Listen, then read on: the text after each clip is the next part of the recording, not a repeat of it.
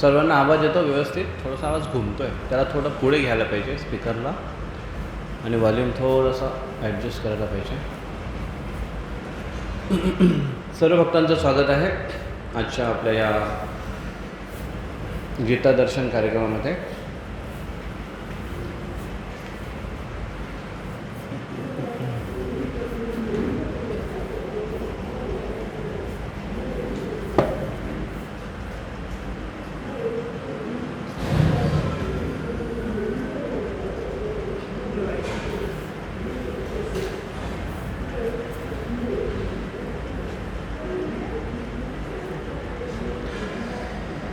तर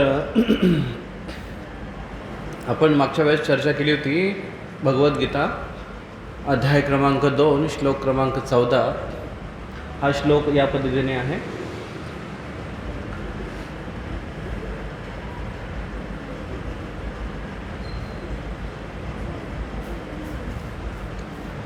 तर सर्वांनी हा श्लोक म्हणा. आपण याचा पार्ट 2 चर्चा करू. मागच्या वेळेस आपण याच्यावर चर्चा केली होती. मात्रा स्पर्शस्तु कौन्तेय, मात्रा स्पर्शस्तु कौन्तेय, शीतोष्ण सुख दुःखदाः, शीतोष्ण सुख दुःखदाः, आगमापायिनो नित्या, आगमापायिनो नित्या, तां तितिक्षस्व भारत, तां तितिक्षस्व भारत.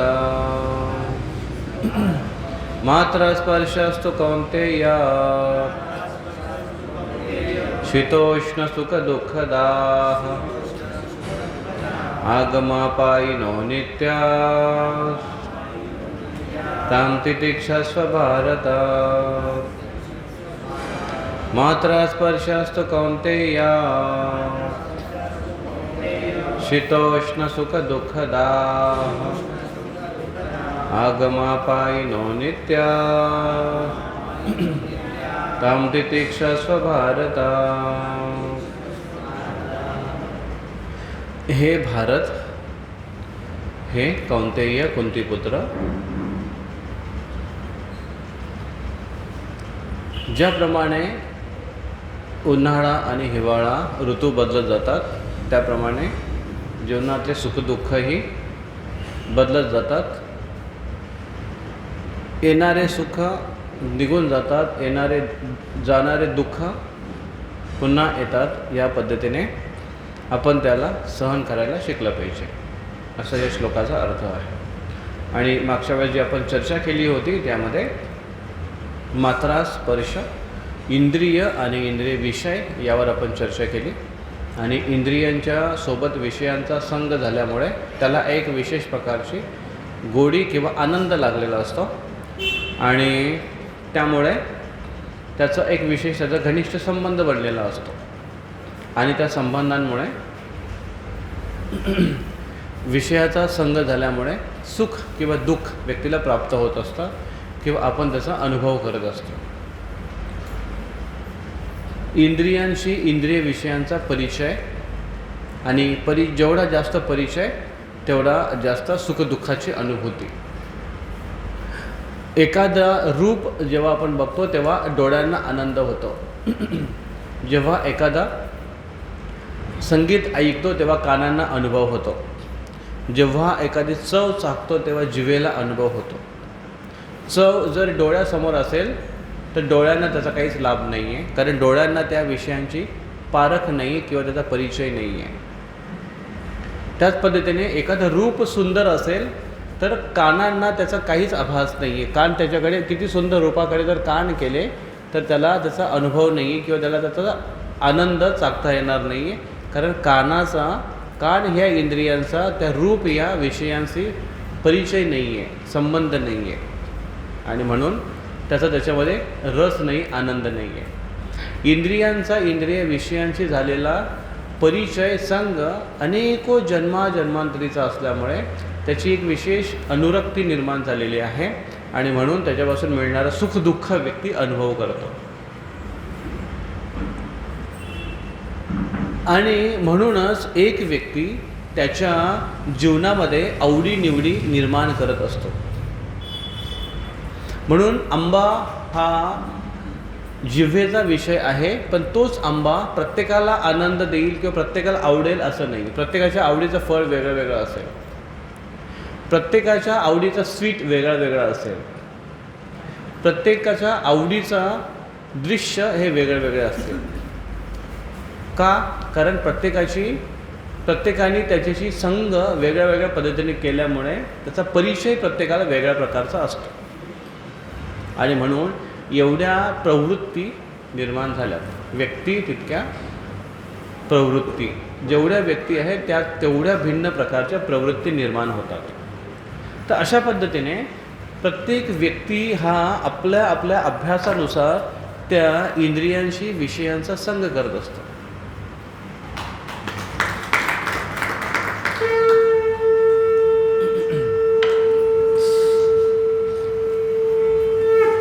इंद्रिय विषयांशी संग झाल्यामुळे त्याची ती अनुरक्ती तिथे निर्माण होत असते.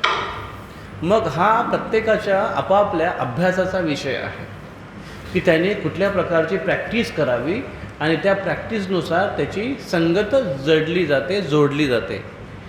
मग संगत फक्त लोकांशी जोडली जात नाही, संगत ही इंद्रियाच्या विषयांशी जोडली जाते. म्हणून प्रत्येकाच्या आवडीनिवडीचा विषय वेगळा वेगळा असतो. जर एखाद्या व्यक्तीला आदत सवयी असतील आणि व्यसनाची सवयी असेल तर त्या व्यसनापासून निर्माण होणारा आनंद त्या व्यक्तीलाच मिळेल, दुसऱ्या व्यक्तीला नाही मिळणार. का? कारण त्यांनी त्याचा अनुभव केला आहे, त्यांनी त्याची सवय लावली स्वतःला. आणि म्हणून सत्संगाची आवड प्रत्येकालाच असेल असं नाही, कारण त्याची सवय लावावी लागेल. म्हणून वाईट सवयी ह्या पटकन का अंगी वळतात? कारण त्याची अनेक जन्माने सवयी लावलेल्या आहेत. आणि विशेष करून या 4 ज्या गोष्टी आहेत, आहार, निद्रा, भय आणि मैथून, या 4 गोष्टी प्रत्येक जन्मामध्ये केलेल्या असल्यामुळे मनुष्य जन्मामध्ये त्या पटकन अंगी वळतात. त्याची ट्रेनिंग देण्याची आवश्यकता नाही. कुठल्या मुलाला झोपायला शिकवते आई, बाळ आता झोप बरं, कसं झोपायचं, मग डोळे बंद करायचे आणि एकदम सुस्त पडायचं आणि मग व्यक्ती झोपतो, असं त्याला शिकवलं जातं? नाही शिकवलं जातं. झोपायला उठल्यानंतर त्याला खावं कसं हे शिकवलं जात नाही. काय खावं हे आई देते त्याच्या योग्यतेनुसार, पण खावं हे शिकवावं लागत नाही. म्हणूनच हे 4 गोष्टी ज्या आहेत ह्या प्रत्येक जन्मामध्ये करत आल्यामुळे त्याची ट्रेनिंग देण्याची आवश्यकता नाही. आणि या 4 गोष्टीच्या आधारे ज्या पण गोष्टी आहेत, खाण्याबद्दल बाकीच्या गोष्टी असतील, पिण्याबद्दल किंवा बघण्याबद्दल, या सगळ्या गोष्टी इंद्रिय गोचर ज्या गोष्टी आहेत या अनेक जन्मात करत आल्यामुळे मनुष्य जन्मात त्या सहज सोप्या होतात. आणि जेवढ्या त्या सवयी वाईट प्रवृत्तीच्या असतील तेवढ्या त्या अधिक अंगवळणी पडतील. वाईट त्याला का म्हणतात आता का म्हणतात? कारण आता सध्या आपण मनुष्य जन्मामध्ये आहे आणि पशुवत कार्य हे वाईट आहे मनुष्यासाठी. तेच कार्य जर एखाद्या पशुनी केलं तर ते अयोग्य मानलं जाणार नाही. इथे एखादा कुत्रा अचानक घुसला आणि जोरात भुंकायला लागला किंवा त्याने इथे येऊन मूत्रपात केलं तर ते कुत्र्याच्या दृष्टिकोनाने विचार केला तर त्याला काही चुकीचं नाही, कारण कुत्राकडून ही अपेक्षा आहे की कुत्रा याचंच करेल. पण तेच जर मनुष्याने केलं तर ते अयोग्य आहे. बरोबर आहे? एखादा लहान मुलगा इथे पटकन उठला, बडबड केली, ओरडला आणि बाहेर निघून गेला तर तुम्ही काय म्हणाल? लहान पोरगा आहे. तेच जर एखाद्या मोठ्याने केलं तर ते असभ्य आहे. मोठा व्यक्ती तसा करेल तर असभ्य आहे. कारण त्या व्यक्तीसाठी किंवा मुलासाठी किंवा त्या प्राण्यांसाठी ती गोष्ट त्याच्यासाठी स्वाभाविक आहे. म्हणून ज्या गोष्टी मनुष्य जन्मामध्ये आपल्याला अस्वाभाविक वाटतात त्या बाकी जन्मामध्ये स्वाभाविक होत्या, करत आलेलो होतो. गाढवाच्या जन्मामध्ये लोळणे, कुठे पण ढॅचू करणे किंवा उकिरड्यावर खाणे म्हणजे बाहेर रस्त्यावर, बाजारामध्ये, स्टॉलवर जाताना इकडे तिकडे दिसत असं जे दिसेल ते खात राहणं. जसं बकरीच्या जन्मामध्ये दिसेल ते खाणं, एनी टाईम खाणं, हे बकरीसाठी योग्य आहे, कारण बकरी आहे ती. पण ती बकरीच्या जन्मामध्ये सवयी मनुष्य जन्मामध्ये आल्यानंतर जेव्हा संगतीमध्ये लागतो इकडे तिकडे चपड चपड खाण्याची, आणि तसा व्यक्ती जेव्हा खात राहतो तेव्हा आपण म्हणतो की अरे काय मुलगा आहे किंवा काय मुलगी आहे किंवा काय व्यक्ती आहे, चबड चबड चबड चबड. मग काही व्यक्ती केवळ पानच खात राहतात, चुना खाऊन पान चुना खाऊन थुंकत राहतात, ते तुम्हाला खाताना दिसेल. काही गुटखा तंबाखू खात राहते, पण ते मनुष्य शरीरामध्ये अयोग्य मानलं जाईल. बकरीच्या जन्मामध्ये स्वाभाविक आहे. मग ही प्रॅक्टिस जी बाकी योनीमध्ये बाकी जन्मामध्ये गाढव, मांजर, कुत्रा, बकरी, अन्य अनेक, आणि त्यातले त्या सुअर, डुक्कर काय खाणार? विचार करा, तुम्ही एका साईडला गरम गरम हलवा, बटर हलवा बनवून ठेवला आहे आणि एका साईडला विष्ठा आहे, तर डुक्कर काय चॉईस करणार? विचार करा, सांगा तुम्ही काय चूज कराल? तो म्हणून गरम गरम हलवा. तो काय खातात हे मनुष्य लोक? मनुष्य लोकांना खायची माहिती नाही. बेस्ट रस कशामध्ये? त्याला त्या विष्ठेमध्ये. आणि म्हणून त्या पद्धतीचं मनुष्यामध्ये हे फक्त खाण्याची गोष्ट नाही आहे. डुकराची जी घाण आहे, घाणीचे घाणेरडे विषय ऐकण्यामध्ये पण काही लोकांना रस आहे की नाही? फालतू चर्चा असेल, वल्गर शब्द असतील, चेष्टा मस्करी असेल कोणाची, मुलांमध्ये बाकीच्यांमध्ये चालते ह्या गोष्टी. तुम्हाला आवाज येतो क्लिअर? तुम्हाला आवाज येतो? चर्चा चालू असते. मग हे घाणेरडे विषय, हे घाणेरडे फक्त आपण खाण्याच्या बाबतीत जिवेसाठी नाही, घाणेरडे ऐकण्यासाठी पण, घाणेरडे बघण्यासाठी पण आहे. हे डुकराच्या प्रवृत्तीचं आहे जे जन्मामध्ये जाऊन आलो आहे. पण त्या जन्मामध्ये ते तसे त्यासाठी स्वाभाविक होते, पण मनुष्यासाठी अस्वाभाविक आहे. तर म्हणून ह्या ज्या सवयी आहेत, वाईट सवयीसाठी मेहनत करावी लागत नाही. का? कारण ते केल्यात. चांगल्या गोष्टी अंगवळणी पडायला वेळ लागतो, मेहनत करावी लागते. का? त्याची प्रॅक्टिस बाकी आहे अजून. त्या पण केल्यात चांगल्या जन्मामध्ये, देव योनीमध्ये. कितीतरी वेळा स्वर्गात जाऊन आलो असेल, कितीतरी वेळा स्वर्गाच्या सुखाचा अनुभव घेतला असेल, पण विसरलो आहे. सभ्य समाजामध्ये राहिलेलो असेल, पण त्याच्या तुलनेने पतित योनीमध्ये जास्त वेळ गेल्यामुळे त्या गोष्टीची सवय किंवा ती गोष्ट लवकर अंगवळणी पडते. मग चांगल्या गोष्टीची प्रॅक्टिस ही मेहनत करावी लागते त्यासाठी. आणि म्हणून कृष्ण इथे सांगतायत की इंद्रियांसाठी विषय स्वाभाविक आहेत, पण सहन करणं हे अर्जुन शिकलं पाहिजे. आणि सहन करण्यासाठी हा पूर्ण धडा, हे पूर्ण श्लोक आहेत. आणि त्याच्यामध्ये अर्जुन उदाहरणं देत आहेत. कौंतेय, कुंती महाराणीचं उदाहरण देतात. मागच्या वेळेस आपण चर्चा केली होती कुंती महाराणीवर. कुंती महाराणीने काय काय सहन केलं, कितीतरी गोष्टी सहन केल्या तिच्या जीवनामध्ये. एक स्त्री असून तिने कशी धैर्याने ती आपल्या कुटुंबियांसोबत लढली, आपल्या मुलांचं रक्षण केलं. किती वेळा त्यांना मारण्याचा प्रयत्न करण्यात आला, पण कसं बसं भगवंताच्या कृपेने ते वाचले. आणि म्हणून तिच्यासारखं धैर्यवान आणि सहनशील कोणामध्ये नाही आहे. आणि म्हणून कृष्ण म्हणतात, हे अर्जुन, हे कौंतेय, हे कुंतीचे पुत्र, कुंतीने कसं सहन केलं, तू पण सहनशील असायला पाहिजे. आणि त्याच्यामध्ये आपण मागच्या वेळेस एक स्टोरी बघितली होती की सहनशीलतेसाठी युधिष्ठिर महाराज जेव्हा जंगलामध्ये होते, पांडव सगळे जंगलामध्ये होते, तेव्हा भगवान कृष्ण त्यांना भेटले ना. एक ऋषी त्यांना भेटले होते आणि त्यावेळेस त्यांची चर्चा होती, साधू वार्ता. आणि तेव्हा त्यांनी प्रश्न विचारला युधिष्ठिर महाराजांनी की आमच्या जीवनामध्ये एवढे दुःख आहेत, एवढे संकट आहेत, एवढे कठीणाई आहेत, का आमच्या जीवनामध्ये एवढे दुःख आहेत? असा आम्हीच एवढं पतित व्यक्ती आहे की आमच्या जीवनामध्ये एवढं दुःख आहेत? असा कोण व्यक्ती आहे का या जगामध्ये की ज्यांनी पण असे सहन केलं आहेत आमच्यासारखे? आणि मग तेव्हा ते ऋषी त्यांना स्टोरी सांगतात सहनशीलतेबद्दल की असे प्रसंग अजून आलेले होते. आणि त्याच्यासाठी आपण एक स्टोरी बघितली, राजा नल आणि दमयंती यांची आपण स्टोरी बघितली. एक प्रेम स्टोरी आहे ती, प्रेमकथा आहे ती, शास्त्रातली आहे, सत्य घटना आहे ती. पण त्यांच्या जीवनामध्ये सुद्धा असे प्रसंग घडले, पण त्यातून एक मात्र निष्कर्ष निघाला असा की त्यांनी धर्माची साथ कधी सोडली नाही.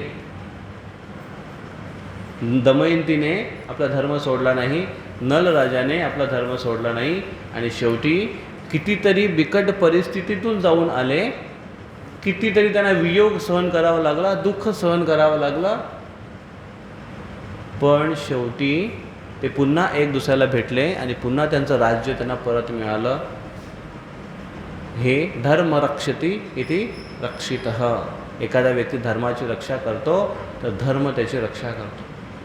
म्हणजेच आपण जेव्हा धर्माच्या नियमाचं पालन करतोय म्हणजे धर्माचं रक्षण करतोय.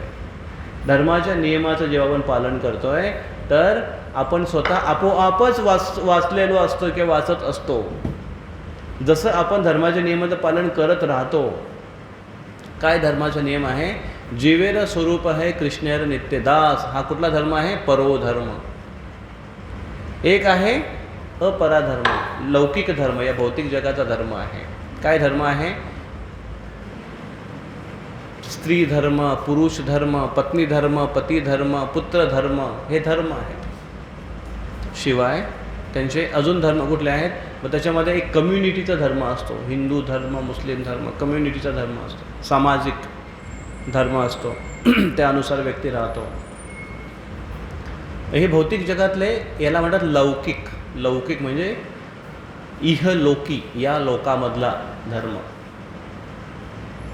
एक असतो लौकीचा धर्म आणि दुसरा असतो डांगरचा धर्म. लौकिक आणि अलौकिक म्हणजे लौकिक नाही या भौतिक जगाच्या परे. तो कुठला धर्म आहे? भगवंतांशी आपला संबंध. मग काय आहे तो? जीवेर स्वरूप आहे कृष्णेर नित्यदास. भगवंतांचा सेवक होणं, भगवंतांचा भक्त असणं, भगवंतांचा अंश असणं. ममे अंश जीवलोके जीवभूत सनातन मनषष्टानि इंद्रियाणी प्रकृतीस्थानी कर्षती. कृष्ण म्हणतात की हे सगळे माझे जीव आहेत, माझे अंश आहेत, पण या भौतिक जगामध्ये प्रकृतीस्थानी कर्षती, कर्षण करतायत. त्यांना दुःख झेलावं लागतं. कशामुळे?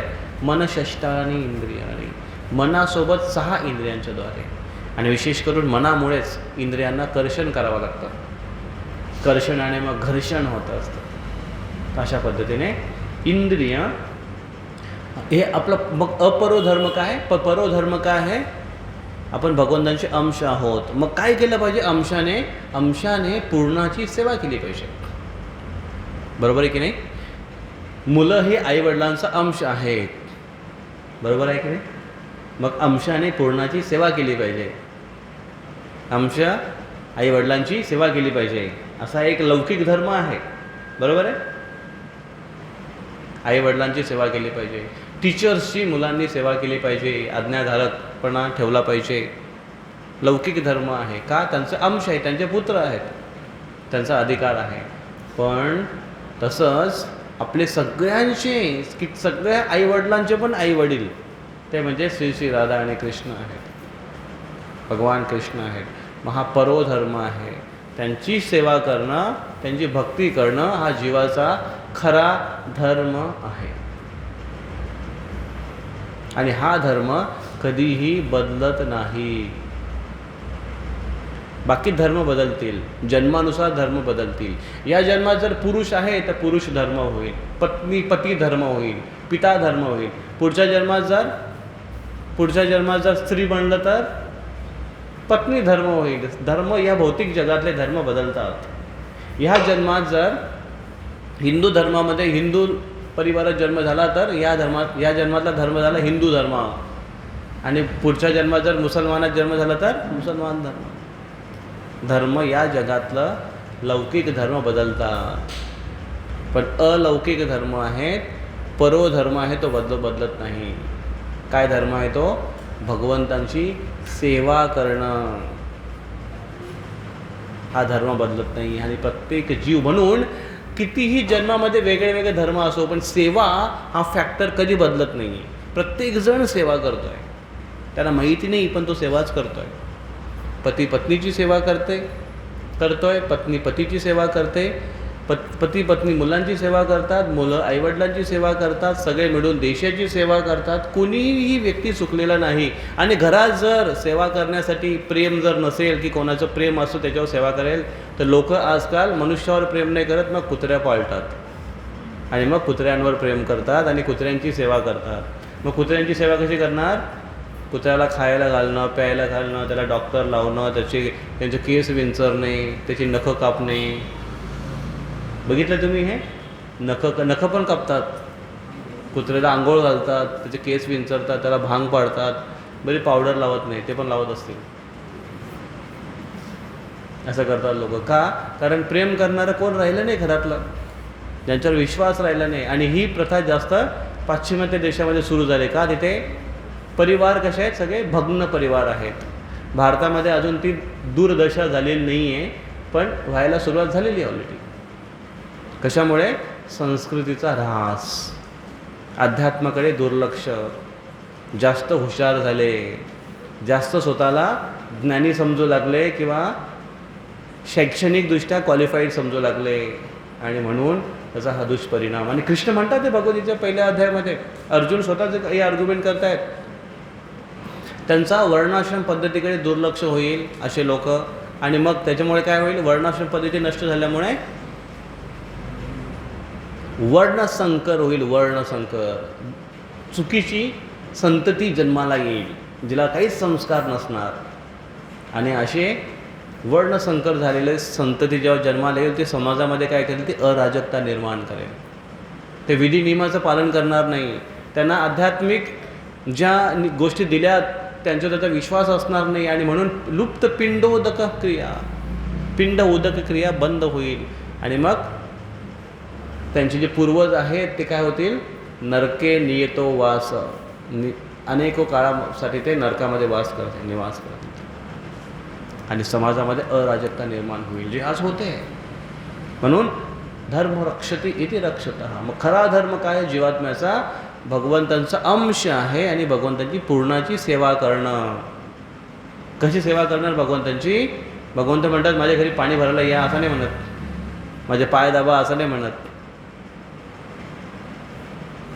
भगवंत म्हणतात भगवंताची सेवा करणं ही आपल्या लाभासाठी, आपल्या भल्यासाठी आहे, ज्याने आपण वास्तविक सुखी होऊ.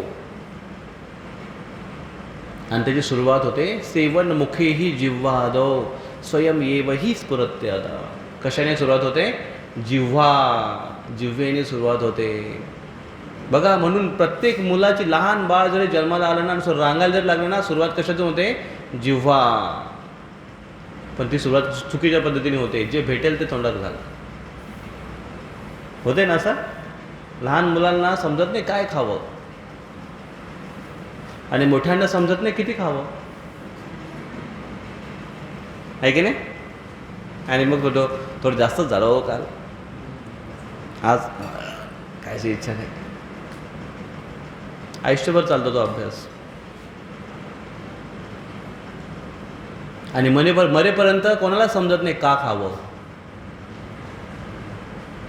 नाही, खाण्यासाठी जगतो की जगण्यासाठी खातो, हाच मोठा प्रश्न पडतो. सेवन मुखे ही जिव्हा, लहानपणापासून सुरुवात होतो जिव्हा. मग जिव्हा दोन काम करते, एक बोलण्याचं आणि एक खाण्याचं.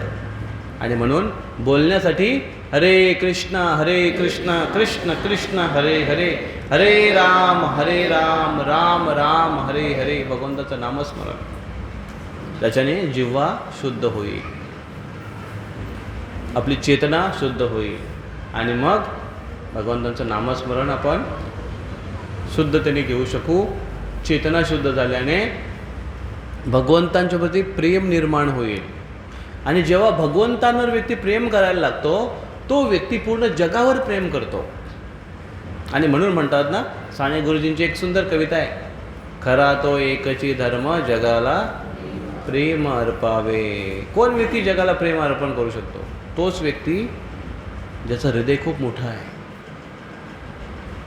दर्या दिलवाला हृदय ज्याचं मोठं आहे, तोच सर्वांना प्रेम करू शकतो. नाहीतरी आता सध्याचं हृदय जे आहे ते फार संकुचित बनत चालत असे छोटे छोटे, जसे कुटुंब लहान लहान होत चालत की नाही, तसे हृदय पण छोटे छोटे छोटे छोटे होत चालले. घरं भलेही मोठे असतील, प्रॉपर्टी भलेही मोठे असतील, पण कुटुंब लहान लहान होत चालले. हम दो हमारे आता एकच राहिलं. पहिले कमसे कम 2 तरी होते, हम दो हमारे दो. आता तर हम दो पण नाही राहिले. तो म्हणतो मी एकटाच बरा आहे, लग्नाची झंझट कशाला करा, टिकली तर टिकली, नाही तर हुकली. आणि त्याच्यानंतर मग डायव्हर्ससाठी एवढं झंझट करा आणि एवढे याच्यामध्ये जा, एवढ्या प्रोसेसमधून जा. त्याच्यापेक्षा लिव्हिंग इन सुरू झालं. त्याच्यामध्ये अजून पण आलं, नॅनो लिव्हिंगपर्यंत पण आलं. शॉर्ट्स तुम्हाला डिटेलमध्ये मी जिज्ञासा निर्माण नाही करत तुमची, की तुम्ही अजून गुगलवर सर्च मारत बसाल काय आहे ते, काय नॅनोशिप काय.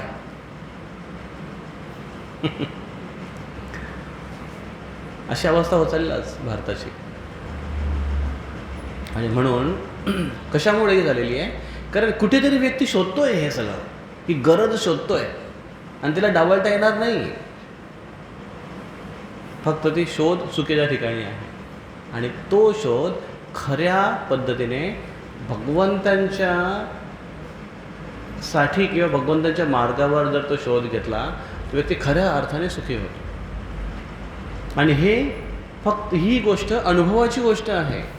ही गोष्ट किती पण जरी सांगितलं, कानठळ्या बसून जरी सांगितलं, कसं हरे कृष्ण कानठळ्या बसतात ना, अरे हे तर एक तर तो स्पीकर असा आहे आणि जोरात ओरडत नाही करू शकतो. कानठळ्या कानाच्या जरी ठणकला जरी कान ना, तरी पण तो हृदयापर्यंत पोहोचत नाही ती गोष्ट. किती वर्ष ऐकून ऐकून ऐकून ऐकून पण ते कातडं असं जाड झालेलं ना आपलं, की ते किती मारा चापकाचे फटके ते घुसतच नाही आतमध्ये, कळत लागत नाही. कधी कधी चेतनेचा थर असा जाड असतोय की त्या व्यक्तीला पटकन त्याच्या आतमध्ये तो रिसेप्टेबल बनतच नाही. आणि त्याच्यामुळे त्याला वेळ लागतो खूप. पण खरा वास्तविक हा धर्म आहे भगवंतांवर प्रेम करावं. आणि जो व्यक्ती भगवंतांवर प्रेम करतोय तो पूर्ण जगावर प्रेम केल्याशिवाय राहणार. कारण त्याच्यासाठी सगळे व्यक्ती प्रिय आहेत, कारण सगळे भगवंतांचे अंश आहेत. ह्या दृष्टीने तो बघतोय. आणि असा व्यक्ती सगळ्यांवर प्रेम करू शकतो. तर म्हणून खरा धर्म हा पालन केला पाहिजे, भगवंतांची भक्ती करणं. आणि ती कशी, सेवनमुखीही जीवात भगवंताच्या नामस्मरणाने सुरुवात होते. जेवढ्या आपण तीव्रतेने भगवंताचं नामस्मरण आपल्या जीवनामध्ये घेतोय तेवढा तीव्र आपण सिरियस आहोत भगवंतांच्या भक्तीसाठी, आपल्या जीवनाचं कल्याण करण्यासाठी. अन्यथा जीवनाचं कल्याण नाही होणार. काय होईल मग, ठाणा मुंबई कांजूरमार्ग.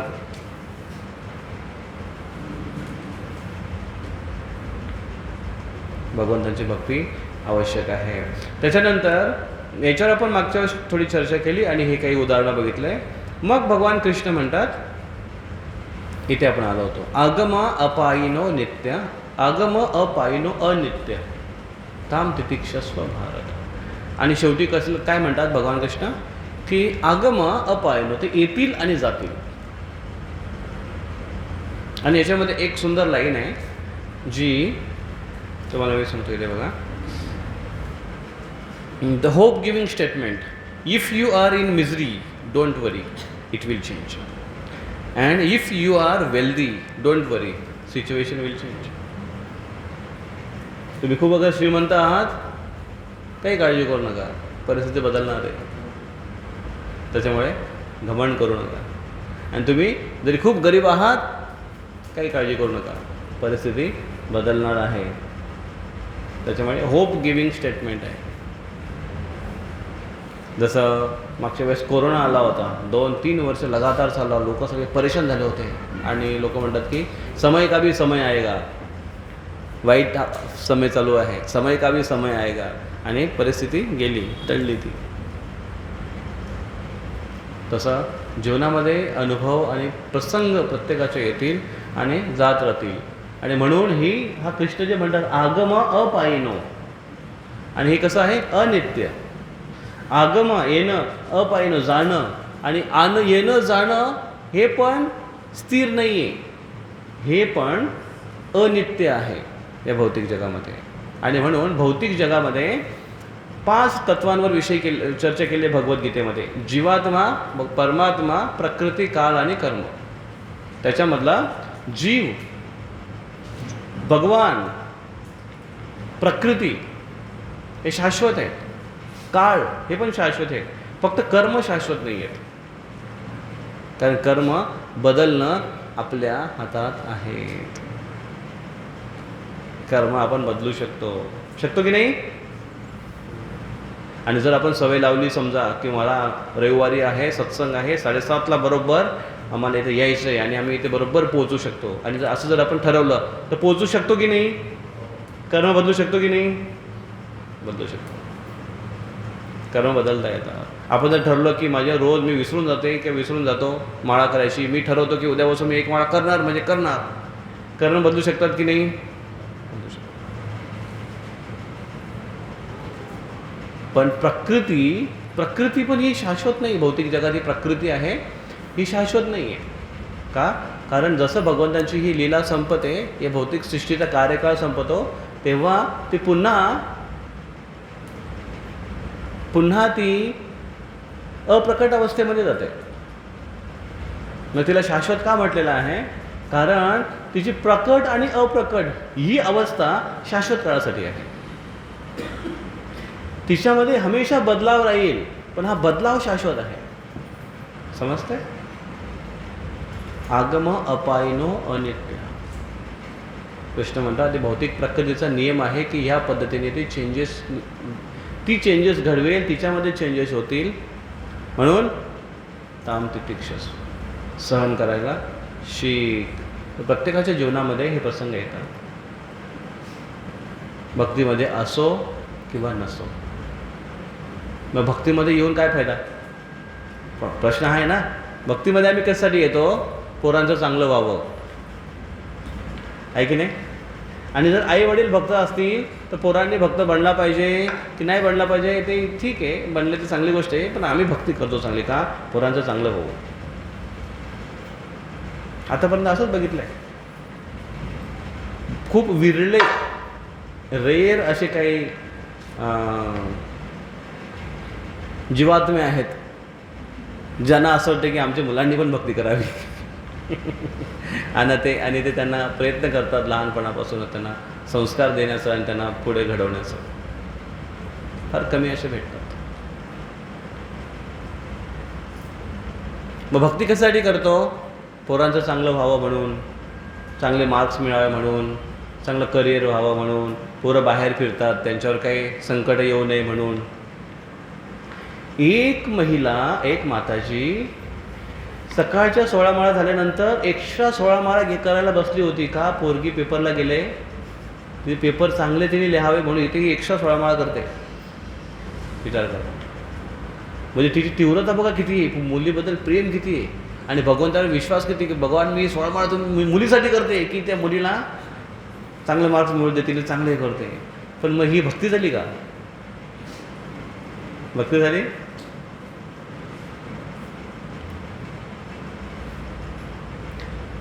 ही भक्ती नाही झाली. भक्तीचा खरा उद्देश आहे भगवान कृष्णांना संतुष्टी देणे. भगवंत पण हसत असला, अरे बापरे 16 माळा करते, मुलीचं पेपर चांगलं जातं, त्याच्यापेक्षा अभ्यास केला असतं तर सोपं गेलं असतं पेपर. देवा मला पास कर. आम्ही असं खेळायचो लहानपणी. गणपती गेले की मग गणपतीच्या मकरमध्ये कोणतरी एक जण जाऊन बसेल, मग तो असा बसायचा. कारण त्याने असंच बघितलेलं आहे, गणपती असेच असतात. मग एक जण जाऊन बसेल, मग एक जण येतो, तो म्हणतो देवा मला पास कर. मग म्हणतो अरे मूर्ख अभ्यास कर. असं मी खेळायचो. देवा मला पास कर. म्हणतो अरे मूर्ख अभ्यास कर. असं.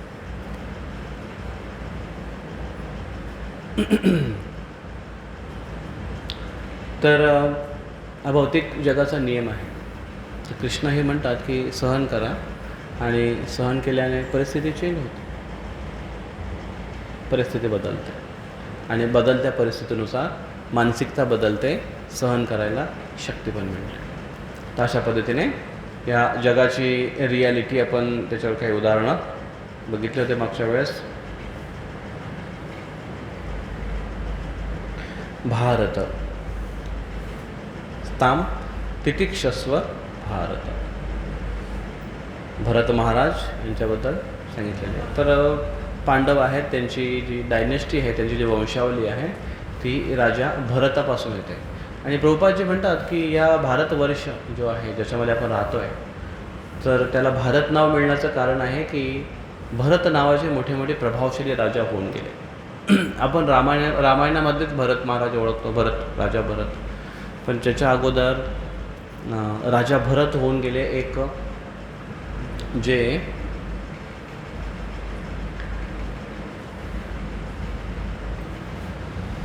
पृथ्वी महाराजांचे पुत्र होते. या सारे ऋषभदेवांचे पुत्र होते. ऋषभदेवांचे 100 पुत्र होते, त्याच्यापैकी भरत हे मोठे एक पुत्र होते.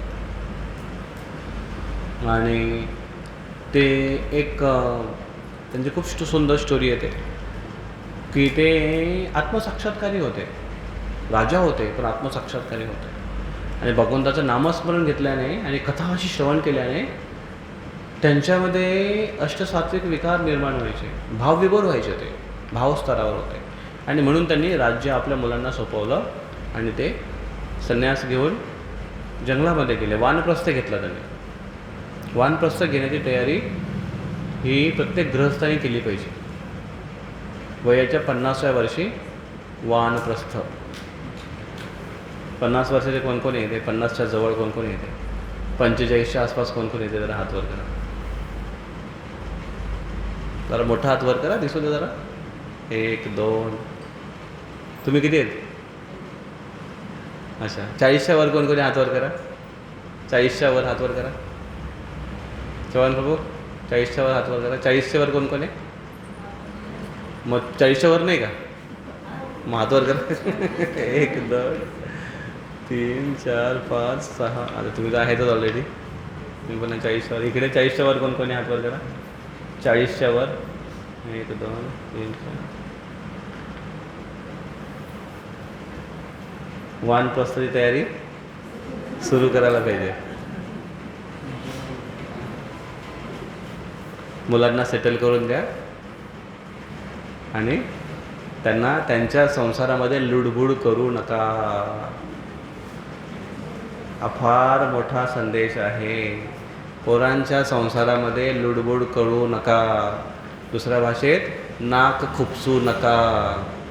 अजून काय म्हणतात? त्यांना परेशान करू नका.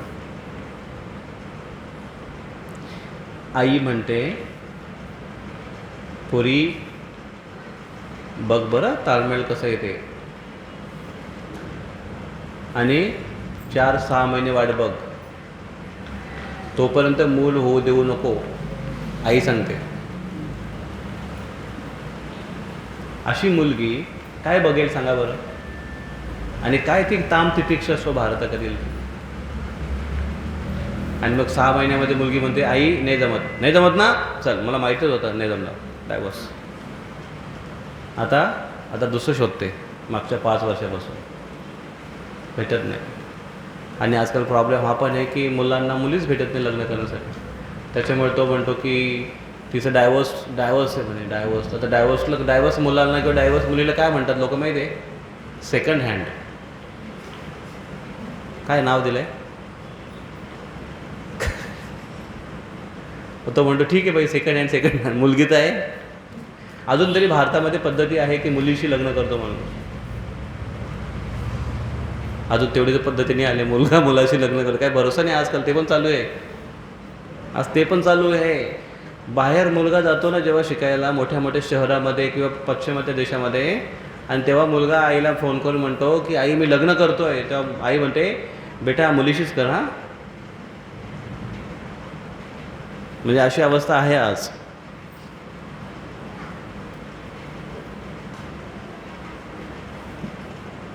म्हणून नाक खुपसू नका.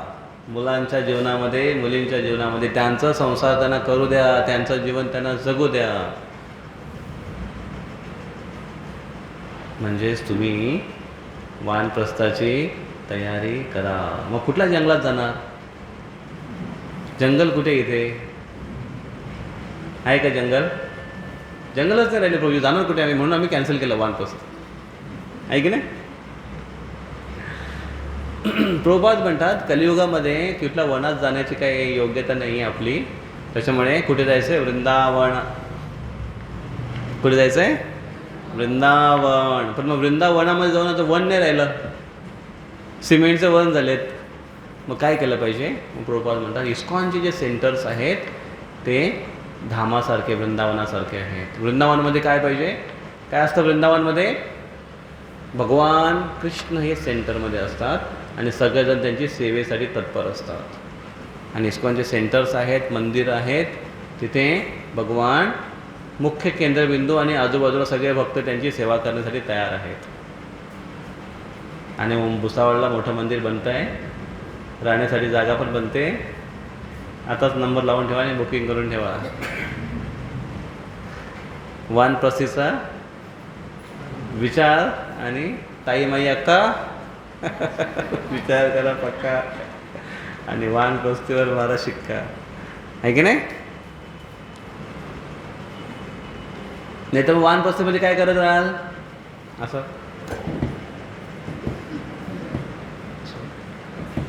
म्हातारपणामध्ये पण बघू काय ते,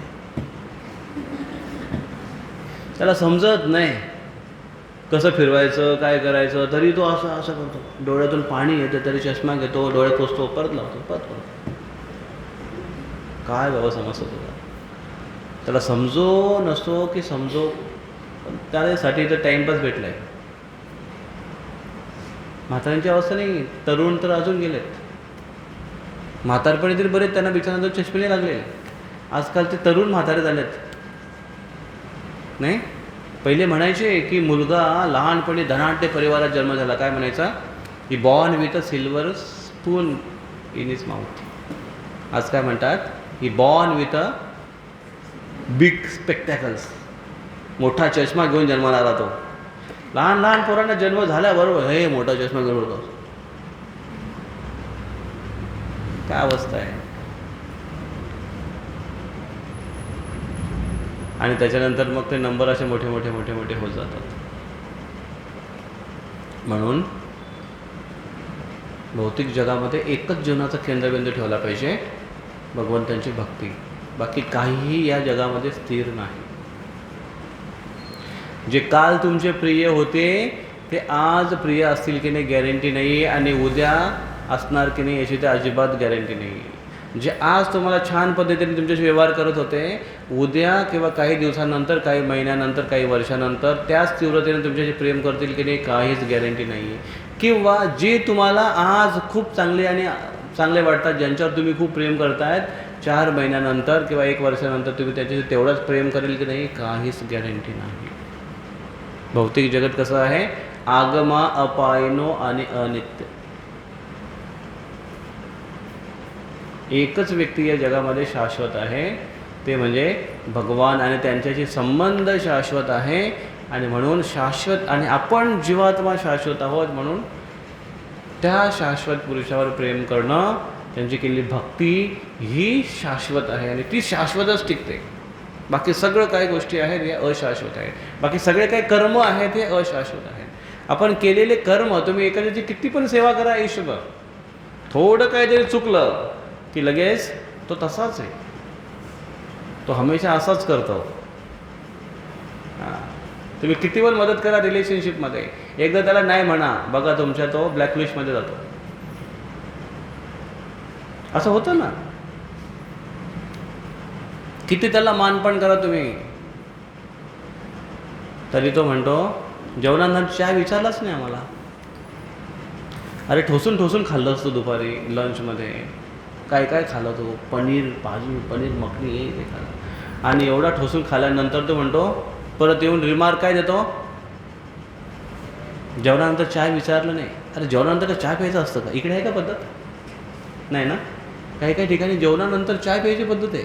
कुठल्या ठिकाणी आहे? काही काही ठिकाणी. मला तर फार आश्चर्य वाटतंय. बापरे, ते मंदिराचं काम चालू आहे तिकडे आपल्या भुसावळच्या, आणि एवढ्या भर उन्हात बाप रे. मग त्यांच्यासोबत आम्हाला पण जावं लागतं. मग मी पण राहतो तिथे टोपी घालून. आणि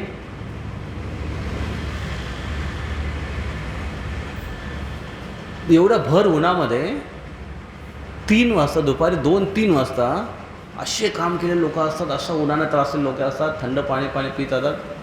तरी पण त्यातले लोक म्हणतात, महाराज काय चहा प्यायची सोय करा. एवढ्या उन्हामध्ये चहा पिणार तुम्ही गरम गरम? ते चालतं? कसं काय चालतं काय माहिती बाबा. चहा गरम, त्याच्यातले पदार्थ गरम, चहा पावडर गरम, त्याच्यामध्ये काय काय पदार्थ असतात, वरचं ऊन गरम, खालून जमीन गरम. आणि ती गरमी काय कमी गरमी नाही, भुसावळची गरमी 45-46 टेम्परेचर भुसावळ. आणि त्यातले त्यात ते जमिनीच्या मध्ये खाली आहेत, बेसमेंटमध्ये, तिथे अजून हवा कमी लागते.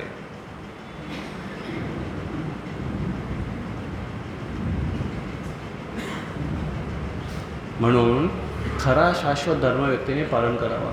आणि हे जे राजा भरत आहेत ते भगवंतांप्रती त्यांचं असं प्रेम जडलं होतं, आणि म्हणून ते वानप्रस्थ घेऊन निघून गेले. ते पोरांच्या संसारामध्ये लुडबुडत नाही बसले. ते म्हटलं आपल्या जीवनाचं कल्याण केलं पाहिजे आणि निघाले ते. पण तिथे गेल्यानंतर एक प्रॉब्लेम असा झाला की ते एका हरणाशी आसक्त झाले. दिसत तुम्हाला येते चित्र? एक हरणाशी आसक्त झाले. ते हरण असंच भागवतामध्ये स्टोरी येते की ते हरणीचे एक ऐकली स्टोरी, हरणाच्या पिल्लाशी आसक्त झाले. मायादेवी फार चालाक आहे, हरणाशी आसक्त झाले, आणि त्याच्यामुळे भक्तीचे नियम विसरले. आणि भक्तीचे नियम विसरल्यामुळे साधना त्यांची कमी झाली. आणि प्रॉब्लेम असा झाला की त्यांना सांगणारा कोण नव्हता जंगलामध्ये, रिमाइंड करणारा कोण नव्हता. प्रभूजी तुमच्या माळा राहिल्या आहे ना, माताजी आजकाल सत्संगला दिसत नाही, कुठे आहात तुम्ही? किंवा तिथे फॉलोअपसाठी फोन करणारा कोणी नव्हता, प्रभूजी आज प्रोग्रामला येणार आहेत का? आणि त्याच्यामुळे त्यांचा भक्तीच्या एवढ्या उन्नत स्तरावर असून पुढचा जन्म हरणाचा झाला. आणि त्याच्यानंतर पण हरणाच्या जन्मामध्ये त्यांना लक्षात होतं की त्यांनी मागच्या जन्मात चूक केली, म्हणून हरणाच्या जन्मामध्ये फक्त भगवान कृष्णाचं स्मरण होतं. मग हरणाचा जन्म संपल्यानंतर मग हरणाच्या जन्मामध्ये पण असताना ते काय करायचे, खाण्यापिण्यामध्ये उड्या मारण्यामध्ये वेळ नव्हते घालवत. साधूंची कुटी आहे त्याच्या आजूबाजूला ती राहायची. का? कारण साधूंच्या कुटीमध्ये साधू जेव्हा कृष्ण कथा करतात, चर्चा करतात, ते कान देऊन ऐकायचे. त्यांच्याकडे साऊंड सिस्टीम नसायची साधूंकडे. ते चर्चा करायचे, गोष्टी करायच्या, कृष्ण कथा करायचे, भागवतांच्या स्टोरी वाचायचे, ते ही हरण ऐकत होते. अशा पद्धतीने हरणाचा जन्म कृष्ण कथा श्रवणमध्ये घालवलं आणि पुढचा जन्म मनुष्याचा मिळाला. त्यावेळेस अतिशय विद्वान होते ते, पण तोंड उघडत नव्हते बडबड करण्यासाठी, आणि मुद्दाम ते स्वतःला बुद्धू म्हणून दाखवायचे. असे कामं करायचे, उलटेच कामं करायचे हमेशा. त्याच्यामुळे घरच्यांना फार कंटाळा आला की अरे काय मुलगा आहे, याला एवढं शिकवतो आहे, ऐकतच नाही, वेगळंच काहीतरी करतो, चुकीचंच काहीतरी करतो. जेवायला बसायला सांगायचं तर ज्या हात धुवून ये, तर तो अगोदर जेवतो आणि त्याच्यानंतर मग हात धुवायला जातो. बोले काय हात घाललेला, जेवणानंतर हात धुतो आपण, पण आंघोळ करा, टॉयलेटला गेल्यानंतर हात धुवून या किंवा आंघोळ करून या, हा अगोदर हात धुवून जातो, मग टॉयलेट जातो आणि त्याच्यानंतर असं जेवण फिरतो. ब्राह्मणिकल नियम लाईट जाण्याची शक्यता आहे, त्याच्यामुळे तयार राहा. तर अशा पद्धतीने त्यांचं मुद्दाम तसं करायचे. आणि जेव्हा वेळ आली तेव्हा तिने तोंड उघडलं. तो जन्म त्यांचा जड भरत म्हणून त्यांची ती स्टोरी आहे. आणि त्याच्यानंतर त्यांनी विचार केला की ह्या जन्मात कुठलीच रिस्क नाही घ्यायची, भक्ती तीव्रतेने पालन करायची. आणि अशा पद्धतीने ते तीव्रतेने भक्तीचं पालन करू लागले. आणि मग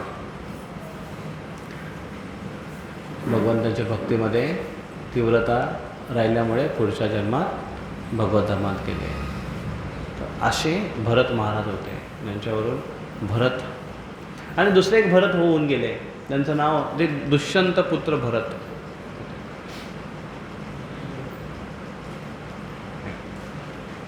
दुष्यंत पुत्र भरत हा जंगलामध्ये जसा जन्म झाला. दुष्यंत आणि शकुंतला यांचा मुलगा. जंगलातच त्यांचा जन्म झाला आणि जंगलामध्ये जन्म झाला. मोगली नाही बरं, तुम्ही म्हणा मोगलीसारखं होतं का. अतिशय शक्तिशाली मुलगा, अतिशय शक्तिशाली राजाचा मुलगा होता. लहानपणीच प्राण्यांशी असा खेळायचा की वाघाला कंट्रोल करायचा, त्याच्यावर बसून फिरायचा, त्याच्या तोंडात हात घालायचा. एवढी शक्ती होती त्याच्यात लहानपणापासून. आणि पुढे जाऊन तो फार मोठा पराक्रमी राजा बनला. त्याच्यामुळे भारतवर्ष अशा मोठ्या राजांच्या नावाने झालं. आणि त्याच्यामुळे कृष्ण म्हणतात अर्जुनाला, अर्जुन ताम तितिक्षस्व भारत आहे. भरतवंशी अर्जुन, कसे मोठे मोठे राज्याचे वंशामध्ये तू आहेस. आणि त्याच्यामुळे तू काय केलं पाहिजेस, सहन करायला शिकलं पाहिजेस. आणि चैतन्य महाप्रभू आपल्या सगळ्या भारतात जन्म घेणाऱ्या लोकांसाठी काय सांगतात, जन्म सार्थक करी कर परोपकार. भारतभूमी ते जन्म हैल यार. भारतभूमी ते जन्म हैल. भारतामध्ये ज्यांचा जन्म झाला आहे ते व्यक्ती कोण साधारण व्यक्ती नाही आहेत, विशेष जीवात्मा आहे ज्यांचा भारतात जन्म झालेला आहे. भारतात जन्म घेण्यासाठी फार पुण्य लागतं. कारण ह्या भारताच्या भूमीमध्ये कणाकणामध्ये राम आहेत, कणाकणामध्ये कृष्ण आहेत. इथे जर आपण म्हटलं ना जय श्रीराम तर लगेच म्हणतो हां जय श्रीराम आहे की नाही, लगेच म्हणाल की नाही सगळेजण.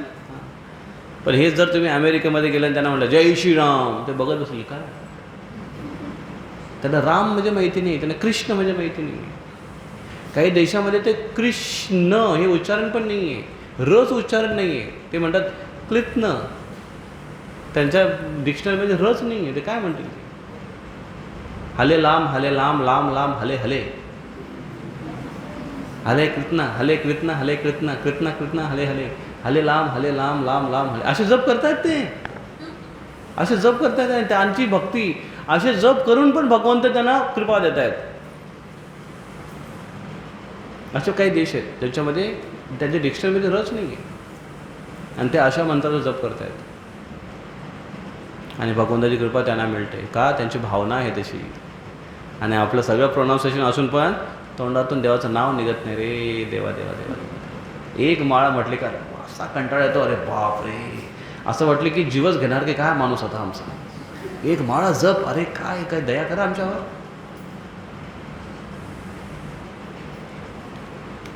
पण भारताच्या कणाकणामध्ये भक्ती भरलेली आहे. त्याच्यामुळे हे विशेष आहे. एवढे वर्ष आक्रांताने आक्रमण करून पण, आपली संस्कृती नष्ट करण्याचा प्रयत्न करून पण का अजून संस्कृती नष्ट होऊ शकली नाही. कारण ते कणाकणामध्ये भरलेली आहे. भारतभूमीच अशी आहे बनलेली.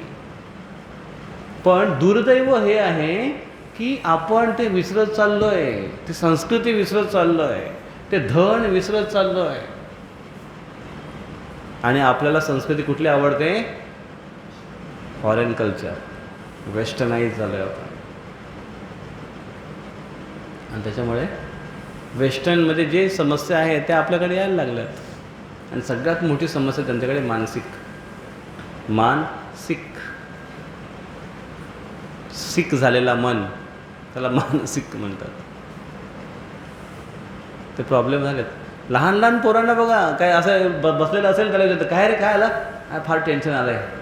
टेन्शन शब्द आम्हाला माहितीच नव्हता लहानपणी. टेन्शन काय असतं आता लहानपणी मुलांना सुद्धा माहिती आहे फार टेन्शन. कसला टेन्शन घेतो रे बाळा, जा खेळ चांगलं. तो का त्याला टेन्शन येतो, त्याला खेळायला सांगितलं तर तो गेम खेळतो. खेळ हा फिजिकल एक्सरसाइज असते हे त्याला माहीतच नाही बिचारायला. एक मुलगा फार आजारी पडायचा. डॉक्टरकडे घेऊन गेले. डॉक्टर म्हणतो याच्या शरीराला व्यायामच नाही, ह्याला खेळायला तरी पाठवा. तो म्हणतो खेळतो मी. तो बोलतो किती किती किती खेळतो रे. बोलतो बॅटरी जाईपर्यंत, मोबाईलची बॅटरी संपेपर्यंत खेळतो. म्हणजे कसा खेळतो तो, मस्त खेळतो ना. खेळ त्यासाठी नाही आहे. संस्कृती आता सगळी बिघडत चालली आहे. आणि मुलांना खाण्यासाठी अगोदर चणे, फुटाणे, शेंगदाणे त्याच्या खिच्यात भरायची आई. आता काय पॉपकॉर्न आणि काय हल्दीरामचे चिप्स, दुसरे काय काय म्हणतात त्याला, कुरकुरे. आपणच पोरांना सवय लावली ती.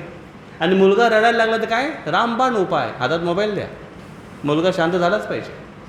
असा एकही मुलगा बघितला नाही जन्माला आलेला की ज्याच्या जो रडायला लागला त्याच्यात त्याने मोबाईल दिला आणि तो शांतने झाला. मोबाईलमध्ये असे गुणधर्म आहेत. उलट मोबाईल नसल्यामुळे मुलगा रडायला लागतो, बरोबर आहे ना. आणि आई म्हणते बरे जरा 1 तास चूप बसेल, जा घे मोबाईल. आई थोडी 1 तास मोकळी. मग आता आई काय करणार, थोडी पिक्चर बघते, एखादी सिरियल बघते, 1 तास झोप काढते. झोपलेलं तरी बरं आहे बाकी करण्यापेक्षा. भारतभूमीते हैला मनुष्य जन्मजात, जन्म सार्थक करी कर परोपकार. त्याने स्वतःचा जन्म सार्थक केला पाहिजे. स्वतःचा जन्म सार्थक कसं करेल तो, स्वतःची ही संस्कृतीचा पालन करेल, स्वतःच्या संस्कृतीचं पालन करेल. आणि अशा पद्धतीने तो स्वतःचं जीवन जेव्हा सार्थक करेल तेव्हाच तो दुसऱ्याला मदत करू शकतो. स्वतःच पाण्यात बुडतोय आणि दुसऱ्याला सांगतो चला आम्ही तुम्हाला मदत करतोय, काय मदत करणार आहे. आणि म्हणून बुडते हे जग देखावे नाही डोळा, म्हणून या कळवळा येत असे. तुकाराम महाराज म्हणतात बुडते हे जग. कशामुळे बुडताय, हरी विना बुडतोय जग. त्यांना हरी दिला पाहिजे, त्यांना कृष्ण दिला पाहिजे, त्यांना राम दिला पाहिजे.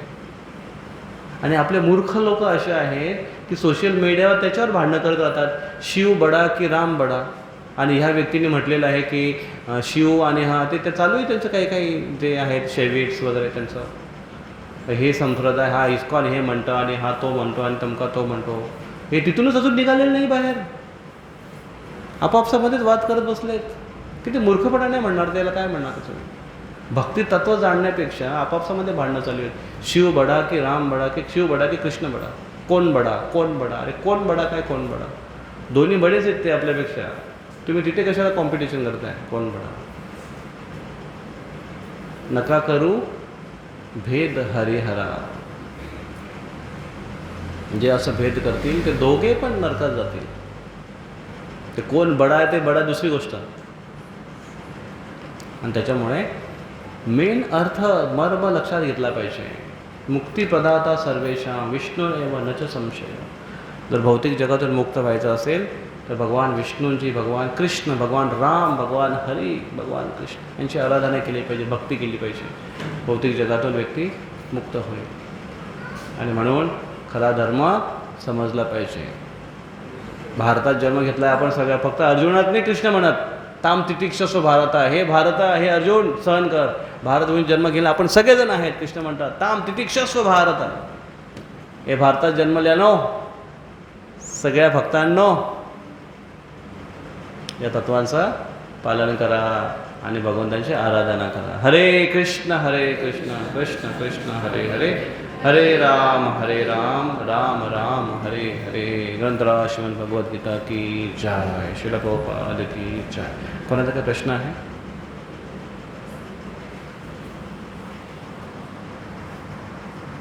काही अनाउन्समेंट? दीपदान करायचं आहे. आणलेत दिवे बनवायचे आहेत का? सर्वांनी